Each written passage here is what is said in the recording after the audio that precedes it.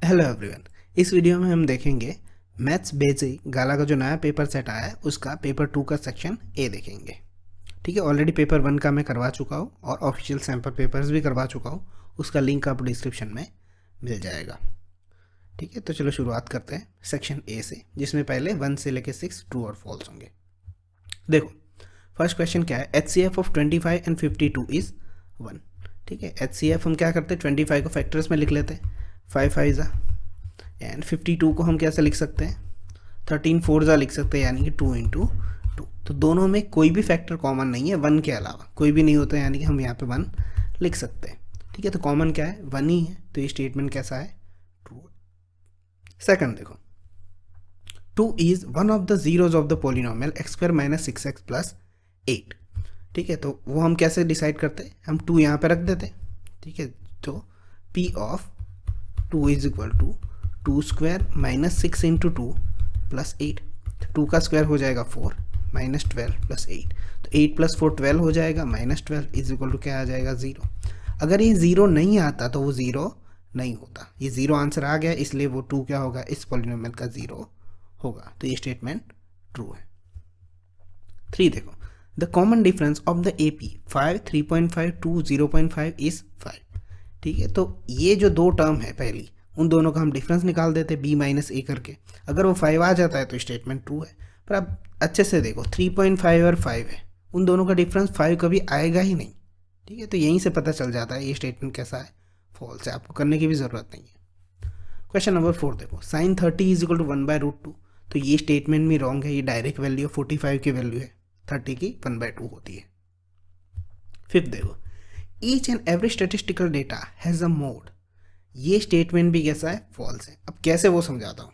ठीक है, हम पहले पढ़ते थे उसी तरह से। हम ये सिंपल सा एक डेटा देख लो, 2 3 3 4 और 5। ठीक है, आप 8 9th में पढ़ते थे तो सबसे ज़्यादा मैक्सिमम जो रिपीट होता था उस डेटा को हम क्या कहते थे, मोड कहते थे। ठीक है, तो ये देखो 7 8 5 और 4, इसमें कोई रिपीट ही नहीं हो रहा है। ठीक है, तो इसमें मोड नहीं है। तो कुछ डेटा होते हैं जिसमें मोड नहीं होता है, तो each and every statistical data has mode, statement is false. 6 देखो, cos A is equal to 4/5 then sec A is equal to 5/4। दोनों ही इन्वर्स है एक दूसरे के, तो cos A is equal to 4/5 है, उसे मैं sec A लिख सकता हूँ, तो उसे रिवर्स करके लिख सकता हूँ। सिर्फ numerator becomes denominator and denominator becomes numerator, 5/4, क्योंकि cos क्या होता है, 1/sec A होता है। ठीक है, इसलिए ये स्टेटमेंट कैसा हो जाएगा, ट्रू हो जाएगा। नेक्स्ट देखो, 7 से लेकर 12 तक, डेसिमल एक्सप्रेशन ऑफ, ये जो फ्रैक्शन दिया हुआ है हमें, contain blank digits after decimal points. तो इसमें हमें सिर्फ और सिर्फ डिनोमिनेटर देखना होता है, उसके फैक्टराइजेशन करो। तो 125 है वो 5 का क्यूब और एक 0 बच गया, यानी कि 5 2 ज़ा, यानी कि 5⁴ और 2 इसका पावर, और ये दोनों का एडिशन हो जाएगा। तो ये जो डिजिट्स है, डेसिमल एक्सपेंस, डेसिमल पॉइंट्स की बात होती है, वो कब होती है, तो 2 का पावर हो या 5 का पावर हो, दोनों में से जो हाईएस्ट पावर जो होता है, सिर्फ 2 और 5 के ही, उसमें जो हाईएस्ट पावर होता है उतने पॉइंट तक ये डेसिमल एक्सपेंशन जाता है। तो 5 का पावर कितना है, 4। अगर यहाँ पे 2 का 7 होता बाई चांस तो हम 7 आंसर लिखते हैं यहाँ पे, पर यहाँ पे 1 और 4 में से हाईएस्ट कौन है, 4 है, तो यहाँ पे आंसर क्या होगा, डी। 8 देखो, if graph of y is equal to px minus 2 is line passing through the point 3 2, then value of p is equal to what। तो x 3 दिया हुआ है, हम रख देते हैं, और y 2 दिया हुआ है, 2 is equal to p into 3 minus 2। तो ये क्या हो जाएगा, 2 इस तरफ ले आओ तो 2 + 2 4 हो जाएगा, और 3p, तो p is equal to क्या हो जाएगा, 4/3 हो जाएगा। क्वेश्चन नंबर 9 देखो, if the graph of equation 3x minus y plus 8 and 6x minus ky is equal to -16 are coincident, then k is equal to what. Coincident यानी यहाँ पे infinite solution की बात की जा रही है। उसका फॉर्मूला क्या है हमारे पास, a1/a2 is equal to b1/b2 is equal to c1/c2। ठीक है, तो a1 क्या है हमारे पास 3, a2 क्या है हमारे पास 6, b1 क्या है -1 एंड b2 क्या है -k। c1 c2 लिखने की ज़रूरत नहीं है, हमें आंसर यहीं से मिल रहा है, तो मत लिखो। तो 3 2 ज़ा कट, दोनों को इंटरचेंज कर दो, k इज इक्वल टू क्या मिल जाएगा, 2 मिल जाएगा, तो यहाँ पे आंसर होगा 2। क्वेश्चन नंबर 10 देखो, 2 and -1 are the roots of the equation. तो इन क्वेश्चन में हमें क्या करना होता है, ठीक है, या तो आप फैक्टराइज कर लो आता हो तो, अदरवाइज मैं एडवाइस दूंगा अगर फैक्टराइज नहीं आता है तो सिंपली इन सब में देख लो पुट करके, और आंसर आता है नहीं वो चेक कर लो। देखो यहाँ पहले में चेक करते हैं 2 का स्क्वायर 4 हो जाएगा, फिर यहाँ पे 2 2 ज़ा 4 और -2, 4 + 4 8 - 2 6 आएगा, जो 0 के बराबर नहीं होता। पहला ऑप्शन कैंसिल, दूसरा चेक ही मत करो। उसी तरह से यहाँ देखो ये कभी 0 होगा ही नहीं, इस ऑप्शन को तो उड़ा ही दो क्योंकि सारे प्लस में है। यहाँ पे देखो सी में देखो 2 का स्क्वायर 4 -2 2 ज़ा 4 +2, ये कैंसिल हुआ, 2 अभी भी बचा, ये भी नहीं। तो देखो एक ही पुट करने से मुझे डी आंसर मिल गया। अब ये आपको चेक नहीं करना है एग्जाम में, ये रख ही देना है क्योंकि टाइम जितना सेव हो जाए उतना अच्छा है आपके लिए। तो इसमें मैं करके दिखा देता हूँ। ओके, इसका एक्चुअली फैक्टराइजेशन ऐसा होता है, ये 2 1 ज़ा है -2x + x लिखते हैं हम इस तरह से। तो x - 2 + 1 x - 2 = 0। तो x - 2 = 0, या तो x + 1 = 0। तो x = 2 और x = -1। पर कुछ बच्चों को ये नहीं समझ में आता स्प्लिटिंग टर्म, तो आप डायरेक्टली पुट करके भी रख सकते हैं। यहाँ पे 2 रखते हैं, 2 का स्क्वायर 4 -2 -2, तो 4 - 4 क्या हो जाता है 0। तो 2 का हो गया, फिर बाद में -1 का भी रख के चेक करना है, ऐसा नहीं सिर्फ 2 से। पर पहले में ये तीनों ऑप्शन कैंसिल हो गए, ठीक है। तो इसलिए हमारा आंसर क्या होगा, ऑप्शन डी होगा। नेक्स्ट देखते हैं 11, डायरेक्ट फार्मूला है, फार्मूला ऑफ SN। ओके, इसको मैं नहीं पढ़ रहा हूँ, डायरेक्ट आंसर दे रहा हूँ, सिंपल फार्मूला है। 12 भी वैसा ही है, P of x1 y1 Q of x2 y2, simple direct formula है, तो ये आपको याद ही करना है। 13 देखो, 13 से लेके 18 तक FI भी है। x bar = a + sigma FI UI divided by sigma FI into H A represent class size, assume mean and frequency. A क्या रिप्रेजेंट करता है, तो ए क्या रिप्रेजेंट करता है, अज्यूम मीन रिप्रेजेंट करता है। 14 देखो, प्रोबेबिलिटी ऑफ सर्टेन इवेंट, उसकी प्रोबेबिलिटी 1 होती है, इम्पॉसिबल की 0 होती है, सिंपल एक्सरसाइज क्वेश्चन है। 16 देखो, probability of scoring 50 marks at a 50 marks, कहने का मतलब ये है 50 मार्क्स का पेपर है टोटल, और उसमें से 50 में से 50 आने की प्रोबेबिलिटी कितनी है। अब इसको ध्यान से देखना, ये जो मैंने जिस तरह से लिखा कि 50 मार्क्स में से 50 मार्क्स आने की प्रोबेबिलिटी कितनी है, तो मान लो 50 एक नंबर ही है, तो 1/50 आपको पहली नज़र में लगेगा यही आंसर है, 1/50 से टिक करते थे। पर नहीं, 1 से लेके 50 तक के बीच में आपके नंबर आ सकते हैं, 1 आ सकता है, 10 नंबर आ सकते हैं, 45 आ सकते हैं, 50 भी आ सकते हैं, ठीक है। बट किसी बच्चे का 0 भी तो आ सकता है ना, अगर नहीं आया कुछ भी तो टोटल आउटकम कितने होते हैं, 0 से लेकर 50 थे, 51 होते हैं, ठीक है। तो उसमें से 50 आने की प्रोबेबिलिटी अब काउंट करो, तो 50 एक ही नंबर है, 1/51, इसलिए हमारा आंसर क्या होगा, 1/51, ठीक है। अगर 100 का पेपर होता तो उसमें आउटकम 101 हो जाते, अगर 350 का पेपर होता तो उसमें आउटकम 351 हो जाते। इन बातों का ध्यान रखो। 17 देखो, if alpha and beta are the zeros of the polynomial p of x² - 2x - 8 then alpha square plus beta square is equal to what. तो हम यहाँ पे अल्फा बीटा फाइंड कर लेते हैं पहले। तो alpha plus beta is equal to क्या होता है, -b/a। तो -b हमारे पास है -2, a हमारे पास है 1, यहाँ पे a है और यहाँ पे -b है और यहाँ पे c है। तो अल्फा प्लस बीटा हमें क्या मिल गया, 2 मिल गया। अल्फा बीटा प्रोडक्ट क्या होता है, c/a होता है, c कितना है -8 और a नहीं पता, तो alpha beta is equal to कितना है, -8। अभी भी हमें अल्फा और बीटा की वैल्यू नहीं मिल रही है, तो देखो हमें alpha square plus beta square कहा है, तो इससे हमें हिंट मिलता है कि हम इनका स्क्वायर कर दें दोनों साइड पे। तो alpha square plus 2 alpha beta plus beta square, ठीक है। x² + 2xy + y² किया मैंने, और कुछ भी नहीं किया। तो अल्फा स्क्वायर बीटा स्क्वायर ये हमें चाहिए इज इक्वल टू 4, इसको हमें उस तरफ भेज देते हैं, -2 अल्फा बीटा। तो 4 - 2 अल्फा बीटा हमारे पास ऑलरेडी है, ठीक है, प्रोडक्ट से हम लाए हुए हैं, तो माइनस माइनस प्लस हो जाएगा, 16 + 4 कितना हो जाएगा, 20। तो आपका आंसर हो जाएगा 20। क्वेश्चन नंबर 18 देखो, sum of first n odd natural number is. अब इसका आंसर आप देखते हो ना, तो आप ये ऑलरेडी पढ़ के आए हो, ये 5-6 की NCERT का क्वेश्चन है ये। उसमें जो नंबर्स आपको स्क्वायर एंड स्क्वायर रूट सिखाए जाते थे ना, उसमें ये थिंग्स टू नो में आता है। ये अच्छे से देखो, ये क्या है, 1 है, ठीक है, तो मैं यहाँ पे 1 लिख दे, ऑड नंबर है ना 1, तो 1 अकेला। अब 1 और 3 ले लो, ये ऑड नंबर है, इन दोनों का एडिशन करो, कितना आता है 4।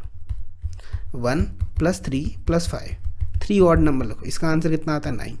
4 ऑड नंबर लिखो, इसका आंसर आएगा 16। 5 लिख दो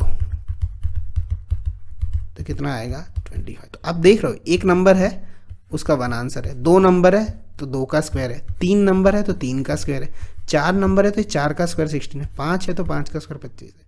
अगर n ऑड नंबर होंगे तो आंसर होगा n²। ठीक है, ये ऑलरेडी आता था आपको। क्वेश्चन नंबर 19 और 20 देखते हैं। Find the radius of in circle of triangle with side measuring 32, 60 and 68 centimetre. अब देखो ये जो इन सर्कल की बात हो रही एक ट्राइंगल के अंदर, तो इसमें आपको 10th में जो पढ़ाया जाता है ना, उसमें सिर्फ एक ही किस्सा ऐसा है कि राइट एंगल ट्राइंगल में इस तरह से रेडियस, ये सर्कल होता है और यहाँ रेडियस होती है r, और इसकी साइड होती है a, b और ये हाइपोटेनियस को c लेते हैं। तो उसका सीधा सिंपल सा फॉर्मूला है, इन सर्कल आपको एक ही तरह से यहाँ पे पढ़ाया जाता है, r = a + b - c/2। ये सिंपल सा फॉर्मूला है। बट आपको यहाँ पे पता करना है कि ये राइट एंगल ट्राइंगल में फिट बैठते हैं या नहीं। ठीक है, तो वो कैसे आप फाइंड कर सकते हो? तो 32 का स्क्वायर क्या होगा 1024, 60 का स्क्वायर क्या होगा 3600 और 68 का स्क्वायर क्या होगा। ओके, तो 68 का स्क्वायर आप इस तरह से कुछ निकाल सकते हो। 50 से 18 है, तो मैंने इस तरह से कुछ मल्टीप्लाई ना करना हो तो मैं इस तरह से करता हूँ। मैंने उसके लिए भी ट्रिक्स करवा रखे, आप लिंक में जाके देख सकते हो, शॉर्ट्स की लिंक मिल जाएगी। तो 25 के अंदर हम 18 प्लस करेंगे तो ये हो जाएगा 43, और उस 18 का स्क्वायर हो जाएगा 324। ये 3 इस तरफ आ जाएगा तो 4624। ये 68 का स्क्वायर मिल गया हमें 4624। अब देख लो इन दोनों का एडिशन जो है वो बड़ी साइड के बराबर, स्क्वायर के बराबर होता है या नहीं। ठीक है, तो वो हो जाता है, यानी कि ये 68 स्क्वायर = 32 स्क्वायर + 60 स्क्वायर के बराबर है। यानी ये 32 है, ये 60 है, ये 68 है। तो हम यहाँ पे इस फॉर्मूले में रख सकते हैं अब रेडियस r = a जो है वो 32 + b 60 और -c 68 /2। तो रेडियस निकालना कितना इजी हो गया। यहाँ पे हमें कहीं पे भी मेथड नहीं दिखाना है आपको, 1 मार्क्स का है तो ओनली 1 वर्ड में आंसर लिखना है कि r = दिस। 32 और 60 कितने हो जाएंगे 92 - 68/2, 4 8 में से 24/2, तो ये कितना आएगा 12 सेंटीमीटर r। ठीक है, बस आपको इतना ही लिखना है और आपको मार्क्स मिल जाएंगे। आप प्रॉपर मेथड से भी कर सकते हो, लंबी मेथड है। ठीक है, इस तरह से ट्रिक याद रहो, ये फॉर्मूला है, ये राइट एंगल ट्राइंगल में ही अप्लाई होता है, इस चीज़ का ध्यान रखना। क्वेश्चन नंबर 20 देखो। Find the CSA of cylinder with diameter 28 and height is 21 centimetre. अब डायमीटर 28 है यानी कि रेडियस उसका 14 होगा और हाइट हमें ऑलरेडी दी है 21। तो सिंपल सा फॉर्मूला है CSA 2πRH, 2 22/7, R है हमारे पास 14 और H है हमारे पास 21। इसे कट रहे 7 2 सॉरी 22 2 44, 21 2 42। तो हम इनको मल्टीप्लाई करते थे 44 × 42, 2 4 8, 2 4 8, 0 4 4 16 और 17। तो 8 और 6 14 हो जाएंगे और ये 1848, ये आपका आंसर होगा सेंटीमीटर स्क्वायर। अगर मल्टीप्लिकेशन में ऐसे कोई मिस्टेक हो जाए तो अवॉइड कर देना, कॉन्सेप्ट हमारा यही है। क्वेश्चन नंबर 21 से लेके 24 देखो। अब देखो अगेन ये क्वेश्चन आया, मैंने ये फर्स्ट पेपर में भी करवाया था और उसका शॉर्ट ट्रिक करवाया था। सिंपल सी बात है, जब भी किसी रेडियस का रेडियस इंक्रीज होती है तो उसका एरिया कितना इंक्रीज होगा सर्कल का। तो उसका सिंपल आप डायरेक्ट ही फॉर्मूला याद रखो, ये जो है इसको 2 बार प्लस कर दो और तीसरी बार 10 × 10 और डिवाइडेड 100। ठीक है, इसकी लिंक आपको डिस्क्रिप्शन में मिल जाएगी। ये कैसे होता है एक शॉर्ट्स की प्लेलिस्ट में होगा, आपको इसी वीडियो की लिंक डाल दूंगा मैं रेडियस करके। तो आप ये फॉर्मूला डायरेक्ट कर सकते हो। 0 0 कट करो, 10 + 10 20, 20 प्लस यहाँ पे 1, तो 21%। आपको आंसर मिल गया। आपका एरिया कितना इंक्रीज होगा 21% इंक्रीज होगा। ओके, आप पेपर 1 में भी जाके देख सकते हो, उसमें थोड़ा डिटेल से एक्सप्लेन किया था मैंने। 22 देखो। Volume of each of 2 cubes at 27 centimetre cube. Find the TS if cuboid form by joining this 2 cube face to face. देखो सेम क्वेश्चन है जो फर्स्ट पेपर में था वैसा का वैसा, कि 2 क्यूब है। ठीक है, यहाँ पे मैं 3D में फिगर नहीं बना रहा हूँ। इसका वॉल्यूम 27 सेंटीमीटर क्यूब है और इसका भी 27 क्यूब है। अब दोनों को मिला दिया जाए तो एक इस तरह से क्यूबाइट बन जाता है। ओके, तो volume is equal to A cube formula होता है, जो 27 is equal to A cube. तो क्यूब रूट क्या हो जाएगा, ए इज इक्वल टू 3। 27 किसका क्यूब होता है, 3 का होता है सेंटीमीटर। तो 3 मैं यहाँ पे रख दूँ तो मुझे लेंथ मिल जाएगी 6, ब्रेथ मिल जाएगी 3 और एच भी 3 मिल जाएगा। ये आपको क्यूबाइट कुछ इस तरह से देखने को मिलेगा, 3D में देखना। ठीक है, तो आपको ऐसे दिखेंगे, आप कंफ्यूज नहीं होना कि ये एच कहाँ से लाए आप। तो ये एच है, ये ब्रेथ है और ये लेंथ है। अब हमें क्या कहा है, टी ए से फाइंड करना है। तो फॉर्मूला है हमारा 2 × LB BH HL। LB यानी कि 6 3 = 18, BH 3 3 = 9 और HL 18।